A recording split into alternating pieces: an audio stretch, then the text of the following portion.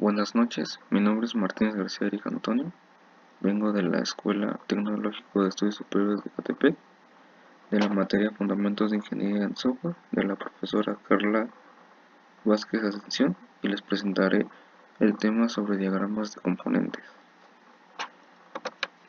Como introducción tenemos, en este apartado se dará una explicación sobre los diagramas de componentes, así como las maneras por las cuales representan sus componentes, los pasos que debemos seguir para realizarlo.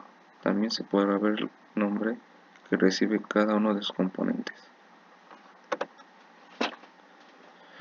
Los diagramas de componentes nos permiten mostrar los elementos de diseño de un sistema de información.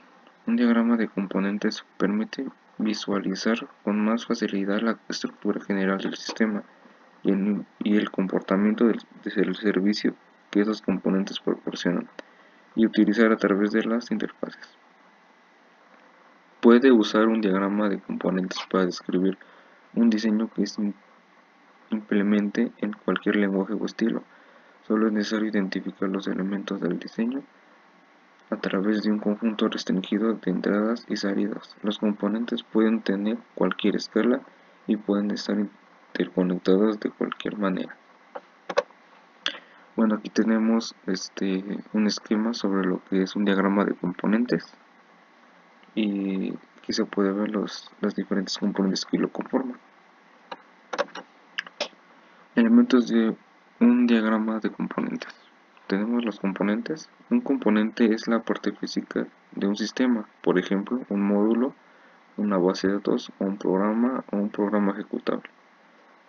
Se puede decir que un componente es la materialización de una o más clases, porque una abstracción con atributos puede ser implementados en los componentes. Un diagrama de componentes. Un componente se representa mediante un rectángulo en el cual se escribe su nombre y en el que se muestran dos pequeños rectángulos al lado izquierdo. Bueno, aquí tenemos la representación simple de un componente, como lo vimos en la definición anterior. Aquí está nuestro rectángulo con su nombre y lo acompañan sus dos rectángulos pequeños, el cual se le dará alguna clase de subcomponente.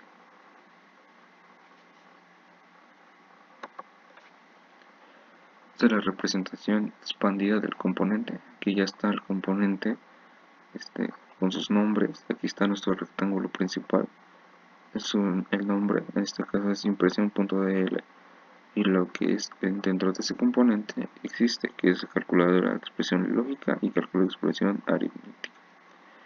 Aquí tenemos nuestros dos rectángulos pequeños, los cuales nos ayudarán a poder poner otro tipo de componente.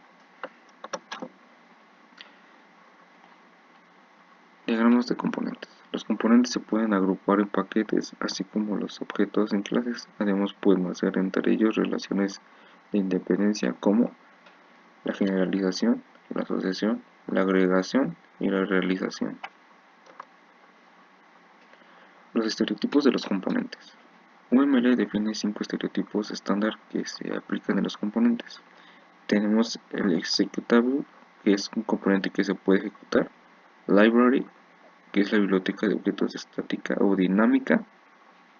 Table, componentes que se representan en una base de datos. File, componente que representa un documento que contiene código fuente o datos. Y por último tenemos el componente document, que representa un documento. Interfaces. Las interfaces es el lazo de unión entre varios componentes. Aquí tenemos nuestra interfaz y nuestros dos lazos que unen nuestros dos componentes, a nuestro componente A y nuestro componente B. Las interfaces pueden representarse en varias formas. Aquí tenemos una interpretación de una interfaz. Esta es nuestra interfaz y nuestra conexión y nuestro componente. Como lo dice, un componente provee una interfaz y un componente usa una interfaz, que es nuestra interfaz utilizándola nuestro componente. Además, se pueden representar de dos maneras: de forma icónica y expandida. Aquí están nuestras otras formas icónica y expandida de nuestro componente. ¿Cuáles son estos son pasos para la elaboración de un diagrama de componentes? Tenemos como primer paso como primer paso tenemos previamente el diagrama componentes. Debemos tener hecho el diagrama de clases. Se debe identificar a todas las clases que participan en el sistema o sistema a desarrollar. Una vez identificadas las clases de los componentes, se procede a identificar sus métodos. Estos métodos pasarán a ser módulos con líneas de código independientes. Estos módulos serán componentes en nuestro diagrama. Estos componentes se relacionan entre sí por medio de sus interfaces.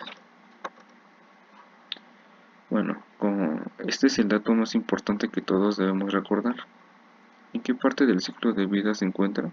La parte del ciclo de un diagrama de componentes se encuentra en la implementación. Sus dependencias son que el diagrama de componentes se genera a partir del diagrama de clases. ¿Por qué utilizar un diagrama de componentes? Bueno, porque nos permite ver el modelado de un sistema o sistema y permite especificar un componente con interfaces bien definidas. Para finalizar, tenemos como conclusión del tema que el diagrama de componentes es muy importante, ya que con él podemos apreciar el modelado de un sistema a través de sus diferentes componentes. Por mi parte sería todo y muchas gracias por su atención.